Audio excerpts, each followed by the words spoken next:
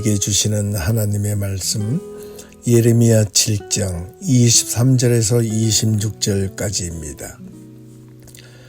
오직 내가 이것을 그들에게 명령하여 이르기를 너희는 내 목소리를 들으라. 그리하면 나는 너희 하나님이 되겠고 너희는 내 백성이 되리라. 너희는 내가 명령한 모든 길로 걸어가라. 그리하면 복을 받으리라 하였으나 그들이 순종하지 아니하며 귀를 기울이지도 아니하고 자신들의 악한 마음에 깨와 완악한 대로 행하여 그들을 내게로 돌리고 그 얼굴을 향하지 아니하였으며 너희 조상들이 애굽 땅에서 나온 날부터 오늘까지 내가 내 종 선지자들을 너희에게 보내되 끊임없이 보내었으나 너희가 나에게 순종하지 아니하며 귀를 기울이지 아니하고 목을 굳게 하여 너희 조상들보다 악을 더 행하였느니라. 아멘. 안녕하십니까? 박세종 목사입니다. 오늘도 변함없이 수요 말씀을 통하여 우리 예비교회 모든 성도님들의 삶과 신앙이 큰 믿음의 전환점이 될 수 있기를 간절히 소원합니다. 비록 온라인으로 말씀을 전하는 시간이지만은 그러나 이 말씀을 듣고 깨달음으로 그 깨달음이 우리의 삶 가운데 하나님의 말씀이 살아서 히브리서 말씀대로 운동력이 있고 우리의 마음과 골수를 쪼개고 우리의 삶과 행동이 변화되고 힘있게 우리의 삶을 신앙 가운데 살아갈 수 있는 복된 성도들이 다 되실 수 있기를 먼저 주님의 이름으로 축원합니다. 오늘 말씀의 제목은 남유다 왕들과 북이스라엘의 왕들에 대한 내용을 살펴보겠습니다. 남유다 왕과 북이스라엘에 갈라진 전체의 왕들은 총 약 한 39명 정도 됩니다. 이 왕들의 전반적인 모습이 하나님 앞에서 어떤 신앙과 삶을 살았는지 비교해 봄으로써 우리의 신앙과 함께 성찰해 보고자 합니다. 그러고 나서 마지막 오늘의 본문인 예레미야 7장 23절과 26절을 함께 보면서 왜 무너져가는 남유다 마지막 그 시기에 하나님께서 예레미야를 통하여 이런 말씀을 하게 됐는지 그 이유를 함께 살펴보고자 합니다. 사울부터 시작된 이스라엘 왕조, 즉 말하면 다니엘 왕조는 사울, 다윗, 솔로몬 이때까지 약 3대에 걸쳐서 다니엘 왕조로만 이어집니다. 그래서 각각 40년씩 왕위에 올랐는데 그로 도합 약 한 120년 이 다니엘 왕조로 이어지다가 솔로몬이 죽고 난 뒤에 남유다 왕은 솔로몬의 아들 여로보암이 겨우 유다와 베냐민 지파의 일부를 다스리게 되었고 나머지 10지파와 족속이 모인 북이스라엘은 솔로몬의 부하였던 느밧의 아들 르호보암이 나라를 다스리며 북이스라엘이 시작되었습니다. 이렇게 갈라진 두 왕들이 어떤 모습으로 시작되었는가? 우리가 지난 시간에 잠시 살펴본 바가 있지만은 이 두 왕들 역시도 자기의 탐욕과 교만과 이기심에 따라서 하나님을 올바르게 섬기지 못하고 악행을 저질렀다고 말씀드린 바가 있습니다. 이렇게 남유다와 북이스라엘 왕들이 시작됩니다. 이제 앞으로 이 남유다와 북이스라엘 전체를 잠시 살펴보겠습니다. 먼저 남유다 왕들은 이 르호보암에서 시작하여 마지막 남유다 왕 시디기야 왕까지 줄곧 다윗 후손들이 남유다 왕조를 이어가는데 이세벨의 딸 아달랴 여왕만 제외하고 전체가 다윗 후손이 그 남유다를 다스리게 됩니다. 그렇게 하여 약 한 점 토탈 20명의 왕이 계성됩니다. 그래서 약 한 344년 동안 나라를 다스리게 되면서 주전 약 한 586년 바벨론 제국에 의하여 시디기야가 한때에 완전히 멸망당하고 바벨론 포로로 끌려가면서 본격적인 바벨론 포로 생활이 시작됩니다. 하지만 북이스라엘 왕조는 이와는 다르게 9번이나 왕조가 바뀌어집니다. 북이스라엘 왕조는 여로보암 왕 때 에브라임 지파로 알려져 있는데 시작하여 마지막 호세아 왕까지는 총 9번의 왕조가 바뀌어지고 19명의 왕들이 바뀌어지는 동안 약 한 208년간 북이스라엘을 통치하면서 남유다보다 좀 더 일찍 약 한 136년 일찍 아수르 제국에 의해서 멸망을 당하게 됩니다. 당시 이 아수르 제국에 의해서 북이스라엘이 멸망을 당하고 난 뒤에는 이 전체 북이스라엘 지역에 남아있던 이스라엘 주민들은 뿔뿔이 흩어지게 됩니다. 나라를 잃어버리니까 아수르 제국이 이스라엘 민족들을 뿔뿔이 추방하여 외국으로 내보내게 되었습니다. 그 빈자리에 다시 이방 사람들이 들어와서 유대 땅에 남아있던 유대인들과 통혼하기도 하고 이스라엘의 올바른 신앙을 더욱더 혼탁하게 만들게 됩니다. 그래서 이스라엘의 온전한 혈통이 사라지기 시작했습니다. 이렇게 남북 이스라엘 왕조가 형성이 되면서 본격적으로 두 가지 현상이 나타나게 됩니다. 그 첫 번째는 바로 선지자들의 출현입니다. 그리고 다른 하나는 왕들의 모습입니다. 어떻게 보면 이 왕들의 악한 모습을 통하여 하나님의 보내신 선지자들이 나타났다고 볼 수 있습니다. 북이스라엘을 위하여 나타난 선지자들은 대략 나열해 본다면 엘리야, 엘리사, 호세아, 아모스, 요나와 같은 선지자라면 남유다를 위하여 나타난 선지자들은 요엘, 오바댜, 이사야, 미가, 나훔, 스바냐, 그리고 예레미야, 하바국이었습니다. 그리고 바벨론 포로기에 활동한 선지자가 있다면 그런 다니엘과 에스겔이라 말할 수 있습니다. 그리고 이후에 바벨론 포로 이후에 돌아와서 말씀을 전한 선지자들도 있습니다. 이들 선지자들이 왜 이 남북 이스라엘 왕조 시기에 출현하게 되었는가를 생각해 보면 그럴 만한 이유가 있었던 것은 틀림없습니다. 선지자들이 이 남북 이스라엘 왕조에 들어서면서부터 크게 세 부류가 긴장 관계를 가지게 됩니다. 그 첫 번째는 왕입니다. 두 번째는 제사장이고 세 번째는 선지자요 예언자였습니다. 왕과 제사장은 임명이 되거나 세습적이지만은 선지자나 예언자들은 세습이나 정해진 자들이 아니었습니다. 이 왕이나 제사장들이 잘못하였을 경우에 하나님께서 선지자를 부르셔서 이 왕들과 제사장들 앞에 가서 먼저 하나님의 말씀을 올바르게 선포하고 외쳤던 것입니다.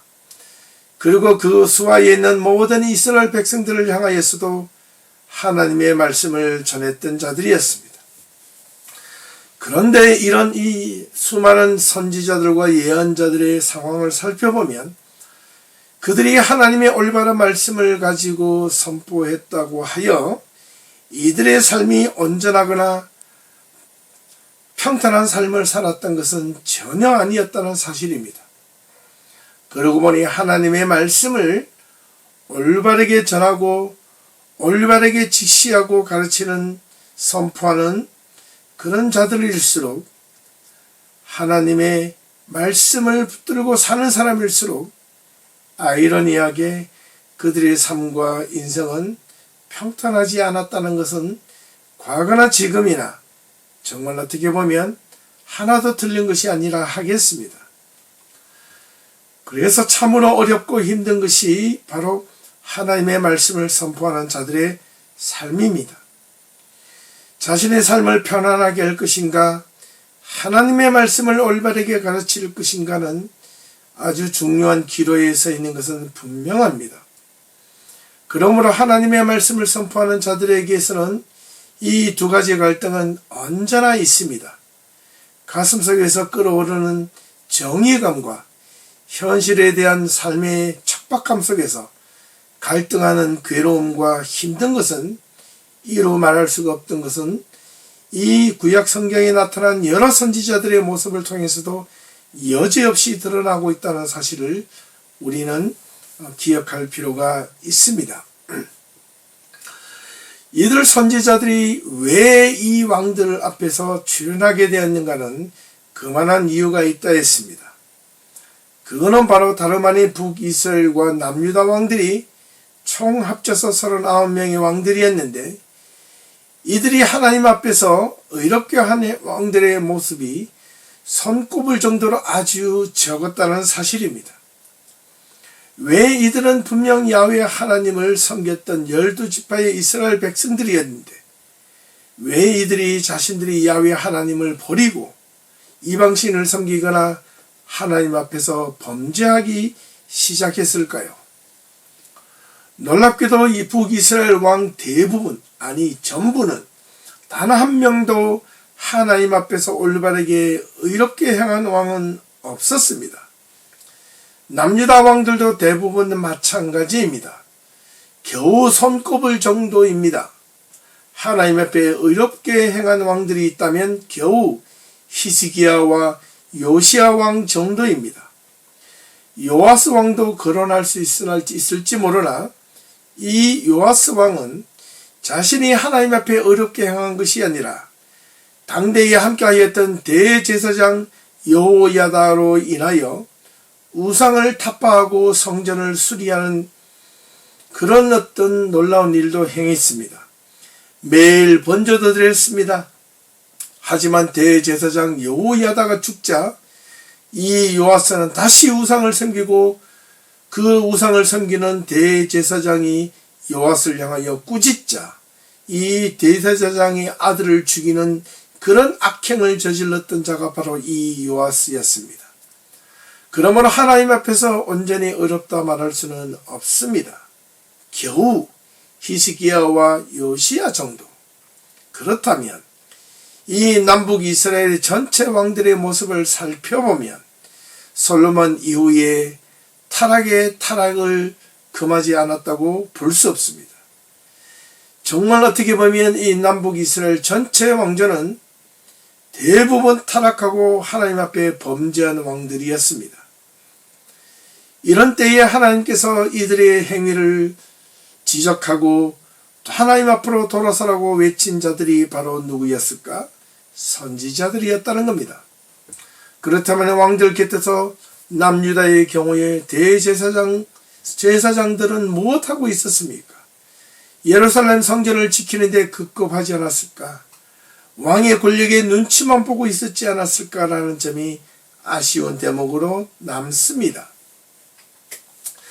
남북 왕들의 이들의 말로를 보면 하나님께서 치시거나 암살을 당하게 하였거나 자살을 하거나 전사하거나 포로로 끌려가거나 했으며 전체 39명의 왕들 가운데서 자연사로 죽은 왕들은 겨우 18명 뿐이었습니다.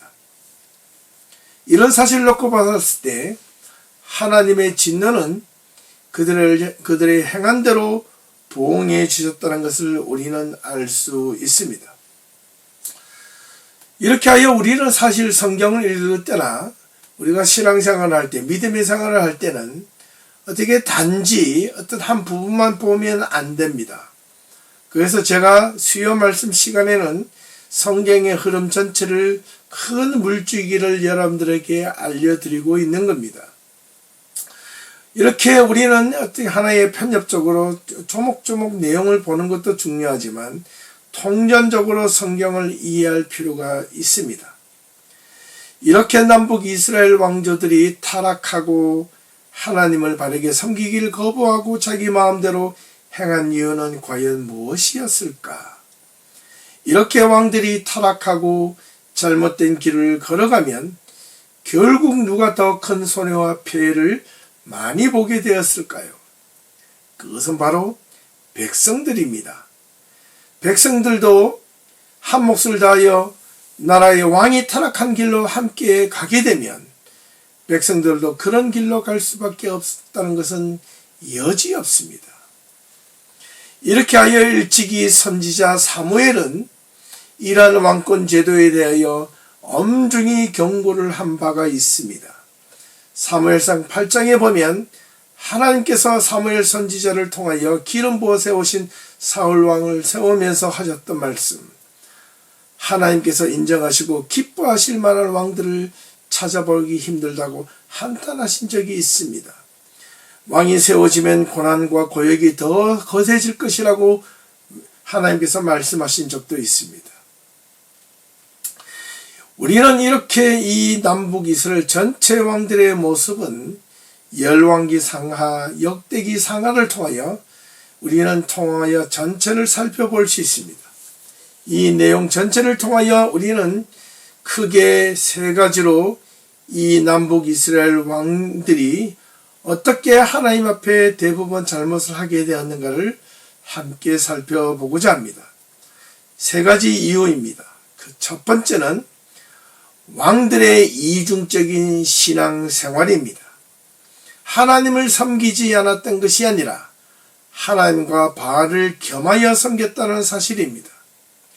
여기가 좋으면 여기로, 저기가 좋으면 저기로. 우리는 무조건 하나님을 외면하고 무조건 이방신을 섬겼다고 생각할지 모릅니다. 그렇지 않습니다. 특히 북이스라엘 왕 여로보암의 경우는 하나님께서 정해놓으신 제사대로 제사를 드리지 않고 마음대로 제사를 드리며 하나님을 경멸한 모습이 성경에는 기록되어져 있습니다. 왜 그렇게 기록했을까요? 왜 그렇게 이 여로보암은 하나님께서 지정하신 제사의 방법이 아닌 자기 마음대로 그렇게 제사를 드리게 했을까요? 제사장도 마음대로 뽑게 했을까요? 그것은 바로 자신들의 편리함과 이익을 위해서였습니다.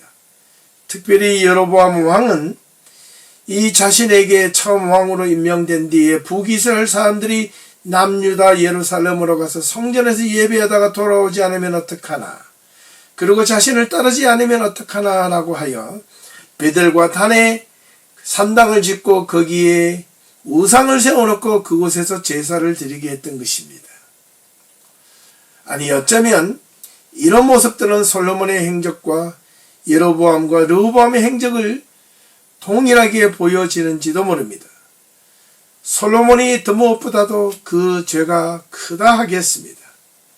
솔로몬이 올바른 정치를 잘 하였을 뿐만 아니라 무엇보다도 신앙적으로도 흠이 없었다면 얼마나 좋았을까라는 생각을 하게 됩니다.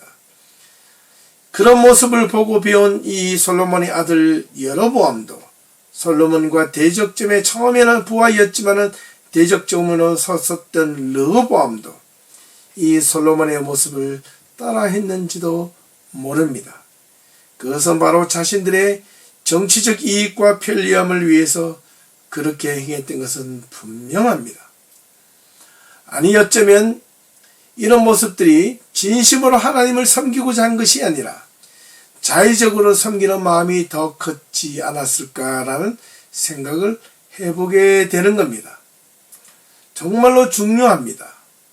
자, 이 섬김은 진실된 마음으로 하나님을 섬긴 것이 아니라 결국 자신을 위한 섬김이었다는 것을 우리는 이 모습을 통하여 살펴볼 수 있습니다. 신앙생활도 자신의 오직 자신만을 위하여 신앙생활도 필요하지만은 자기 자신만을 위하여 신앙생활을 하는 것이라면 그것은 기복신앙이고 그 기독교 신앙에서는 잘못되고 온전한 신앙이 될 수가 없습니다. 우리도 일상생활을 하면서 두 마음을 품으며 생활할 때가 있지 않습니까? 하나님과 세상을 향한 마음 말입니다. 세상은 하나님께서 우리를 향하여 만드신 피조물 일 따름인데 우리는 종종 이 세상살이를 더욱더 잘해 나가기 위해서 하나님이 어쩌면 필요한 것처럼 그렇게 하나님 앞에 매달리며 도와달라고 우리가 떼를 쓰거나 애쓴 적은 없었는지요? 만약 그렇다면 그것이 필요하지만은 그것만이 우리의 신앙의 요소가 되었다면 하나님이 존재 자체로 우리가 신앙생활에 필요한 것이지 우리의 필요에 의해서 존재하시는 하나님밖에 되지 않는다면 그것은 바로 하나님이 우리 신앙의 이용 대상밖에 되지 않는다는 사실입니다. 만약 그것이 우리의 진심이라면 하나님이 살아계시고 진실로 하나님께서 우리의 마음을 꿰뚫고 있다면 하나님은 우리에게 어떤 마음으로 과연 다가오실까요? 두 번째는 왕들의 교만한 마음입니다. 북이스라엘의 경우에 나라가 한동안 부강했던 적도 있었습니다.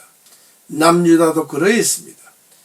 예를 들면 여로보암 2세 때의 경우 북이스라엘에서 가장 전성기라 말할 수 있는 경제적으로 번성기에 있었습니다. 나라도 안정이 되었습니다. 마치 솔로몬 왕 시절처럼 말입니다. 그런데 이와는 반면에 솔로몬 왕 시절처럼 영적으로 신앙적으로는 가장 타락한 시기였다는 것입니다. 참 아이러니합니다.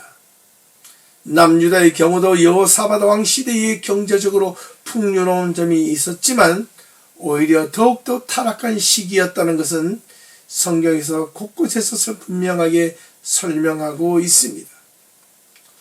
부강하고 안정이 되고 평안하면 더욱 하나님을 올바르게 섬기며 감사한 삶을 살아야 되는데 왜 오히려 더 타락을 하게 되는 것일까요? 이것은 우리에게 사실상 시사하는 바가 너무나도 큽니다. 그것은 바로 그 부강함이 자신의 능력이나 힘으로 이루어졌다고 생각할 교만한 마음이 크기 때문에 그렇습니다. 솔로몬이 그러했고 바로 앞서 말씀드린 이 여로보암 2세도 그랬고 여호사밧 왕도 그러했다는 사실입니다. 자신의 나라가 잘된 것은 자신의 통치력이 잘되고 그것으로 자만한 적이 그런 자만하여 그 왕이 있었을 때는 하나님은 안중에도 보여지지 않는 겁니다. 세 번째는 그 지도자의 끊임없는 탐욕입니다. 탐욕은 만 가지 악의 근원이라는 말도 있지 않습니까? 남북 이스라엘 왕들은 자신의 지위를 이용하여 끊임없는 탐욕과 욕망을 부리며 살았던 자들이었습니다. 하나님 앞에서 의로운 삶을 살기를 원하기보다 자신의 왕위에 오른 것을 악용하여 자신의 권력을 마음대로 행하였던 모습을 끊임없이 찾아볼 수 있습니다.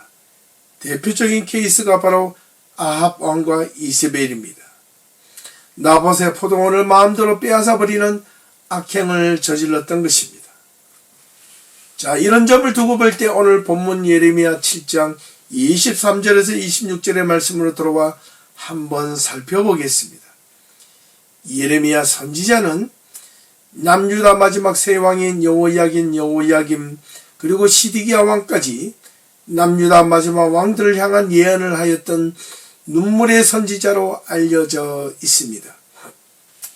멸망해 가는 남유다의 모습을 보며 눈물로 했었건만 정말로 눈물로 안타까운 마음으로 호소했건만 당시 왕들이나 이스라엘 백성들은 안중에도 없었습니다. 아직 우리에게 무엇이 더 문제이더냐라는 식으로 방관하며 이 선지자의 목 놓아 부르시는 이 예언의 목소리를 듣지 않았습니다. 아니, 듣지 않았던 것이 아니라 들려지지 않았던 것입니다. 왜냐하면 자신의 눈앞에 보여지는 삶의 모습이 하나님의 말씀보다 더 크게 보여졌기 때문입니다.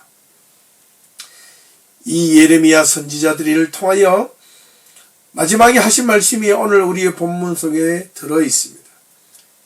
비록 이 내용은 마지막 남유다를 위한 말씀이지만은 북이스라엘 전체, 남유다 전체를 향한 총전적인 하나님의 말씀이라 보아도 무방할 것입니다. 북이스라엘은 이 마지막 남유다 이 시드기야 때보다 먼저 한 133년 정도 일찍 멸망하였지만 북이스라엘 왕 전체와 남유다 왕 전체의 모습을 살펴보면 이 예레미야 7장 23절 26절의 말씀을 보면 하나도 달라진 것이 없다라는 사실을 발견하시게 될 겁니다. 23절에서 26절까지의 말씀을 제가 천천히 한 번 더 복기하겠습니다. 오직 내가 이것을 그들에게 명령하여 이르기를 너희는 내 목소리를 들으라. 그리하면 나는 너희 하나님이 되겠고 너희는 내 백성이 되리라. 너희는 내가 명령한 모든 길로 걸어가라. 그리하면 복을 받으리라 하였으나 24절 그들이 순종하지 아니하며 귀를 기울이지도 아니하고 자신들의 악한 마음에 꾀와 완악한 대로 행하며 그 등을 내게로 돌리고 그 얼굴을 향하지 아니하였으며 25절 너희 조상들이 애굽 땅에서 나온 날부터 오늘까지 내가 내 종 선지자들을 너희에게 보내되 끊임없이 보내었으나 마지막 26절 너희가 나에게 순종하지 아니하며 귀를 기울이지 아니하고 목을 굳게 하며 너희 조상들보다 어떻게 해요? 악을 더 행하였느니라. 이 네 구절을 보면 명확하게 남북 이스라엘 왕들뿐만 아니라 이스라엘 백성들조차 어떻게 신앙생활을 해왔는지 그들의 삶의 중심에는 무엇이 있었는지가 명확하게 드러납니다. 이것을 올바르게 우리가 신앙생활의 마음속에 깊이 염두에 두지 아니하면 우리 또한 우리의 신앙생활 속에 우리의 신앙의 중심이 어디로 흘러갈 것인지가 분명해질 겁니다. 끊임없이 하나님은 하나님의 목소리를 들으면 나는 너희 하나님이 되겠고 너희는 내 백성이 될 것이라 말씀하셨습니다. 여기서 목소리라는 말은 말씀을 의미합니다. 하나님의 말씀을 듣고 그 말씀을 따르면 하나님의 백성이 될 것이라는 것은 자명합니다. 또 하나님께서 명령한 모든 길로 걸어가라 말씀하십니다. 그러면 복을 받을 것이라 말씀하십니다. 그런데 이들은 어떻게 행하였습니까? 그들은 순종하지 아니하여 귀를 기울이지도 아니하였고 자신들의 악한 마음의 꾀와 완악한 대로 향하였다고 말하고 있습니다. 하나님의 품을 떠난 자들은 바로 이러한 행위를 하게 되어 있습니다. 하나님의 말씀을 붙드는 자들은 악한 마음의 꾀가 아니라 선한 마음의 지혜가 생기고 완악한 대로 행하는 것이 아니라 하나님의 뜻 가운데 행하기 때문에 의의 길로 걸어갈 수 있는 겁니다. 아무리 힘들고 어려울지라도 하나님의 등을 보이지 않습니다. 어렵고 힘들수록 더욱더 하나님을 향하여 얼굴을 높이 쳐들고 하나님의 도움을 간구하는 자들입니다. 그런데 어떻게 합니까? 너희 조상들이 애굽 땅에서 나온 날부터 오늘까지 내가 내 종 선지자들을 보내되 끊임없이 보내었으나 너희가 나에게 순종하지 아니하고 귀를 기울이지도 아니하고 무엇을 목을 굳게 하여 조상들보다 무엇을 악을 더 많이 행하였다는 겁니다. 그래서 하나님께서는 남유다와 북이스라엘을 멸망시켰던 겁니다. 나 너희들 다 없어도 좋아. 나를 위하여 지었던 예루살렘 성전도 없어도 좋아. 이것이 바로 남북 이스라엘 왕조 전체의 모습입니다. 결국 북이스라엘은 주전 722년경 멸망하였고 남유다는 주전 586년경 완전히 나라를 잃고 나서야 겨우 이스라엘 백성들이 정신을 차리고 하나님 앞으로 돌아왔습니다. 사랑하는 예배교회 성도 여러분, 우리는 지금 이러한 사실을 역사 가운데서 이스라엘 백성들의 왕조와 백성들의 모습을 보면서 확실히 배울 수 있는 것이 있습니다.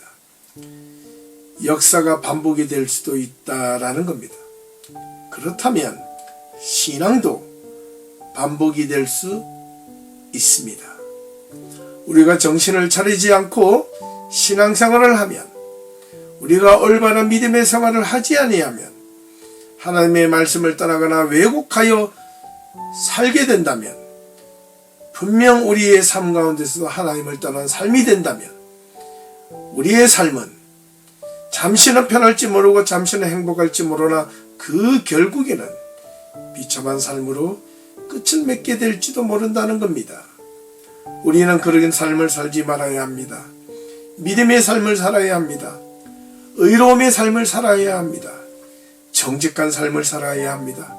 진실된 삶을 살아야 합니다.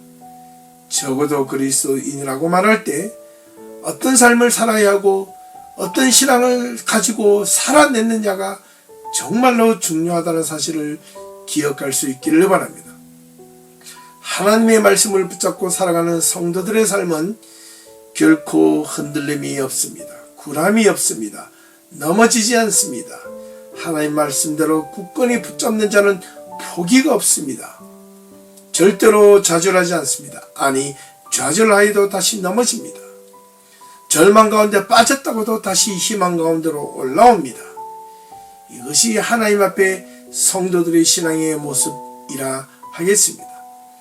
하지만 하나님의 뜻 가운데 살지 못하고 그리고 우리들의 신앙은 하나님 앞에 온전한 모습으로 하나님을 향하여 고개를 쳐들지 않고 등을 돌리면 결국 하나님 앞에서 우리는 어쩌면 우리의 신앙을 버림받게 될지도 모릅니다.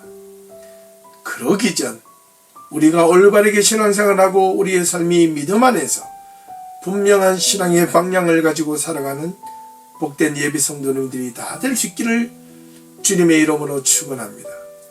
오늘 이 남북 이스라엘 왕조를 간단하게 살펴보았습니다. 이 모습을 통하여 우리의 신앙을 어떻게 성찰해야 될지 스스로 돌아보는 복된 시간이 될 수 있기를 간절히 소원하며 오늘 말씀을 마치도록 하겠습니다. 남은 한 주간도 주님의 은혜 가운데 복된 삶이 있기를 간절히 소원합니다. 감사합니다. 수고하셨습니다.